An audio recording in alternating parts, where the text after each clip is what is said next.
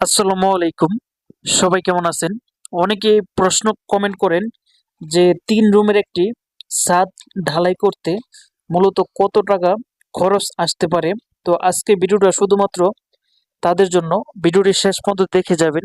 ভালো লাগলে প্লিজ চ্যানেলটি সাবস্ক্রাইব করুন। যারা করছেন তাদেরকে অসংখ্য ধন্যবাদ।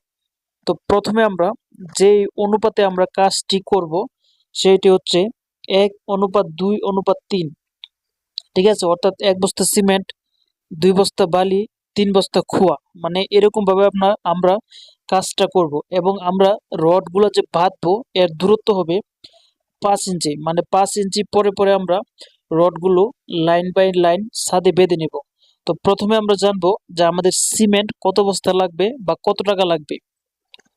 আমাদের ছাদটি হলো ১২০০ স্কোয়ার ফুট। তো আপনারা প্রথমে কি করবেন, আপনার ছাদটির লম্বা এবং প্রস্থ দুইটা সুন্দর করে মেপে নেবেন। মেপে দুইটা একসাথে গুণ দিবেন। গুণ দিলে পেয়ে যাবেন যে আপনার ছাদটি কত স্কোয়ার ফুট। তো আমি আনুমানিক ধরলাম যে আমাদের ছাদটি হচ্ছে ১২০০ স্কোয়ার ফুট।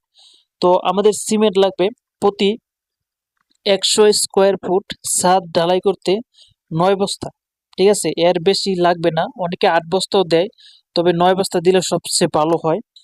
তো প্রতি ১০০ স্কোয়ার ফুট ছাদ ঢালাই করতে আমাদের সিমেন্ট লাগবে ৯ বস্তা। তো আমাদের ছাদটি হচ্ছে ১২০০ স্কোয়ার ফুট। তো ১২ × ৯ অর্থাৎ আমাদের ১০৮ ব্যাগ সিমেন্ট লাগবে। ঠিক আছে, বর্তমান বাজারে সিমেন্টের দাম ৫২০, ৩০ এরকম, প্রায় দেখা গেছে আমাদের ৬০,০০০ টাকার মতো সিমেন্ট লাগতে পারে ৩ রুমের একটি ছাদ ঢালাই করতে। তো আমরা এখন জানবো যে আমাদের রড কত টাকা লাগবে। আমাদের ছাদটি আমরা আগেই পেয়ে গেলাম ১২০০ স্কোয়ার ফুট। তো রড লাগবে আমাদের প্রতি ১০০ স্কোয়ার ফুট ছাদ ঢালাই করতে ১৩২ কেজি। ঠিক আছে, মানে ১০০ স্কোয়ার ফুট ছাদ ঢালাই করতে আমাদের রড লাগবে ১৩২ কেজি।